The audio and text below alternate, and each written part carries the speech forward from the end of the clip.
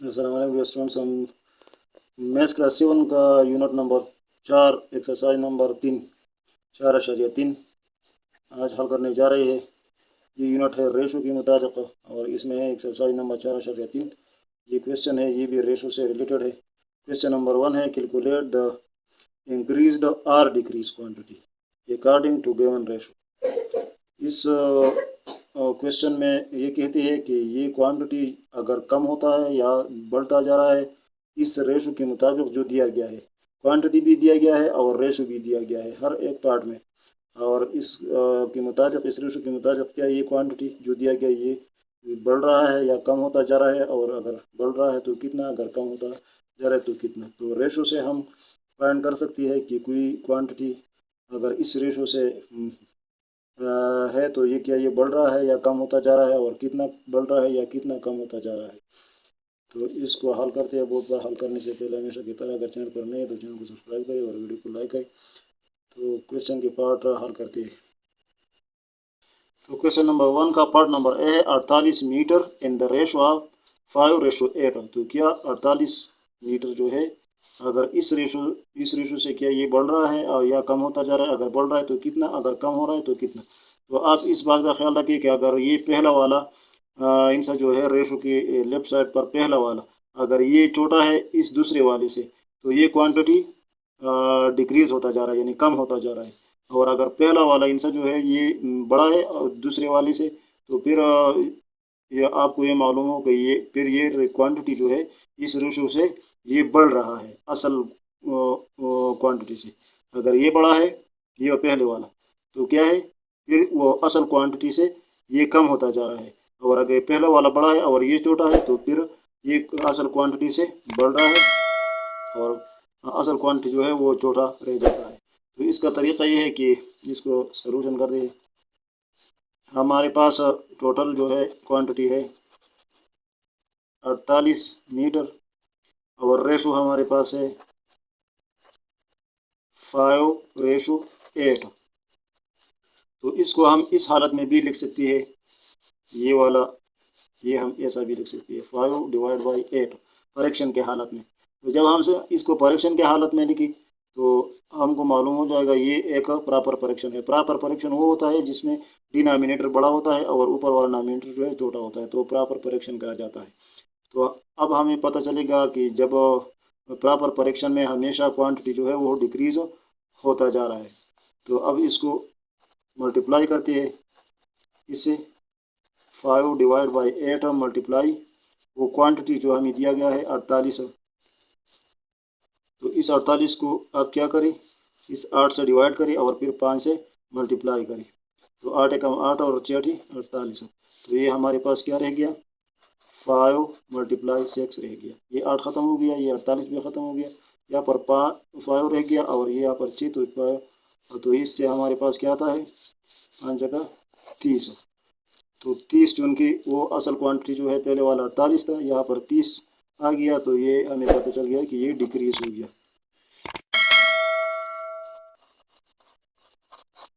ये कम हो गया असल क्वांटिटी से। इस रेशो से ये क्या हुआ, कम हुआ। अब पार्ट नंबर बी हमारे पास 126 hours in the ratio of 7:3।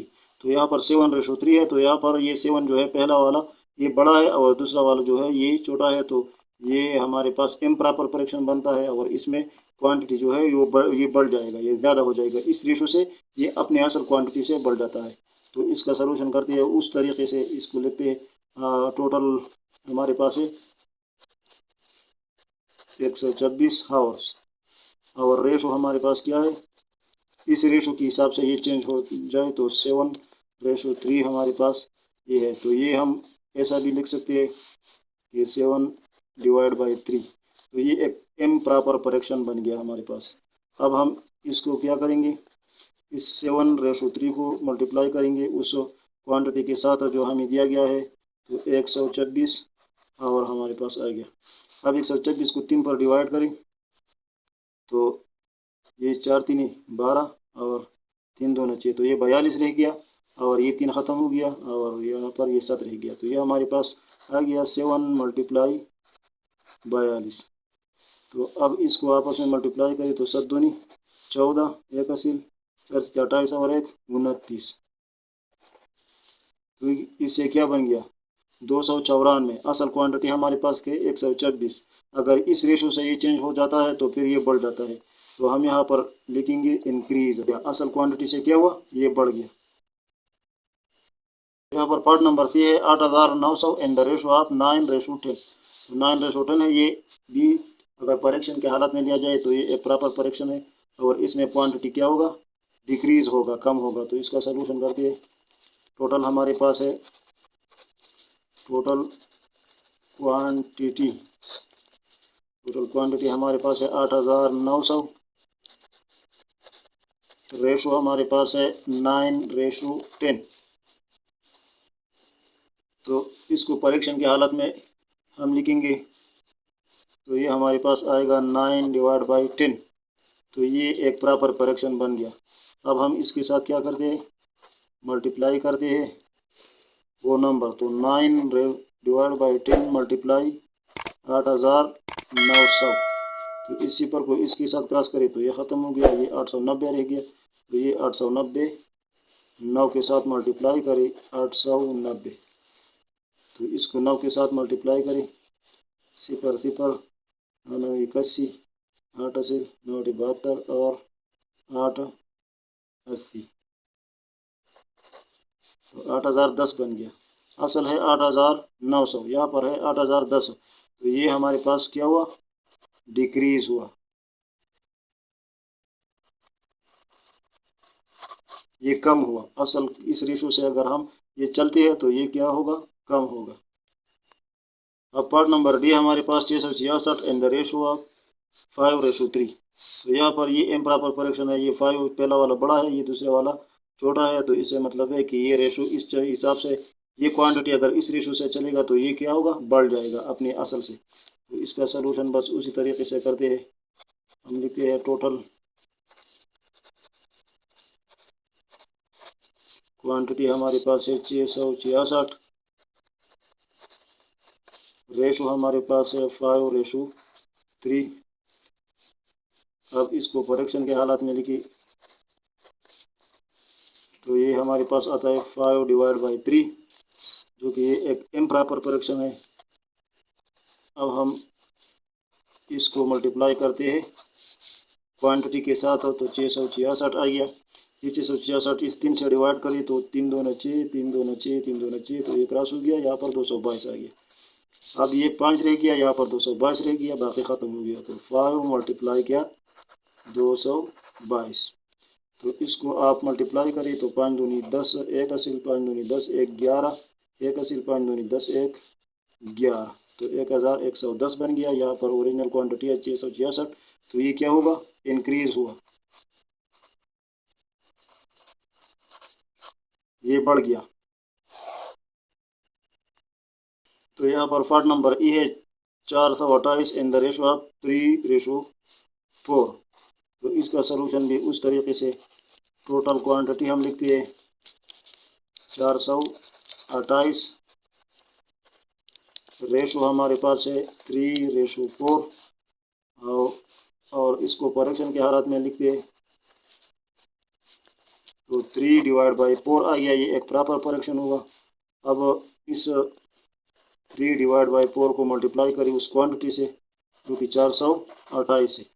इस 428 को 4 पर डिवाइड करें, 3 से मल्टीप्लाई करें तो ये क्या आता है 4 एकम 4।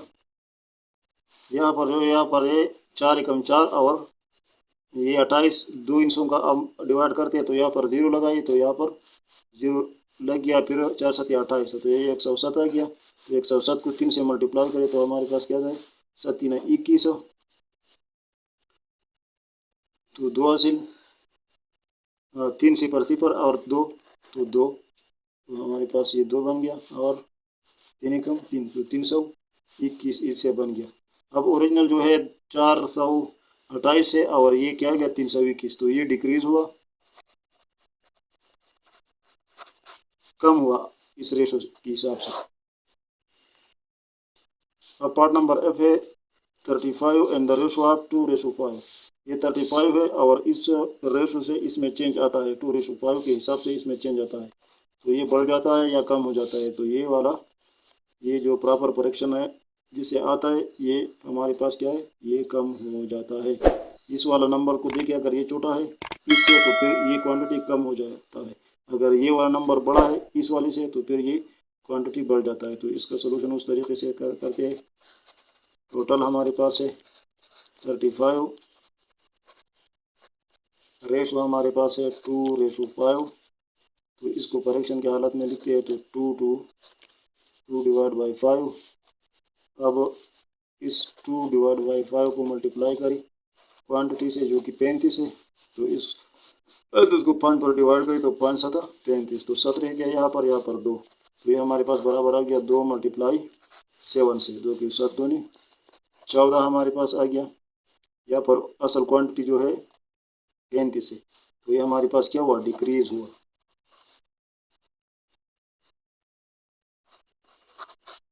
ये कम हुआ।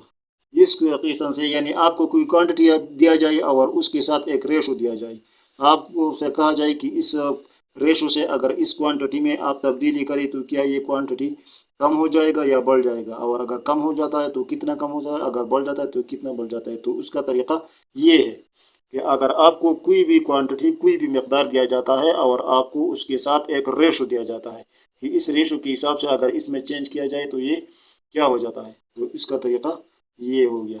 अगली इंशाल्लाह अगली वीडियो में करेंगे। आज के लिए इतना ही, ये क्वेश्चन ज़रा लंबा था। Thank you for watching.